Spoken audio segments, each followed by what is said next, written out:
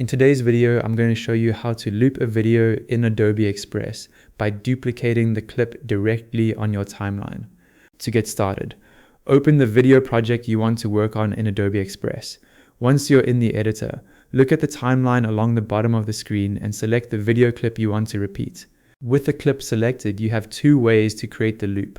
The quickest option is to right-click the video, then choose Duplicate from the menu. Adobe Express will automatically place an identical copy immediately beside the original clip, so the video continues playing from the beginning again. Quick side note, for more straightforward Adobe Express tutorials, subscribe to Ecom Control. Alternatively, you can copy and paste the clip. Press Ctrl+C to copy it, then move the playhead to the very end of the video you want to loop on the timeline. Press Ctrl+V and the copied clip will be added at that point. Continue duplicating or pasting the video as many times as needed to create the length of loop you want.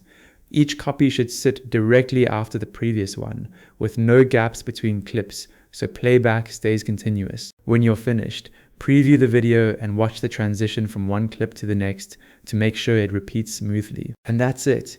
You've successfully looped a video in Adobe Express.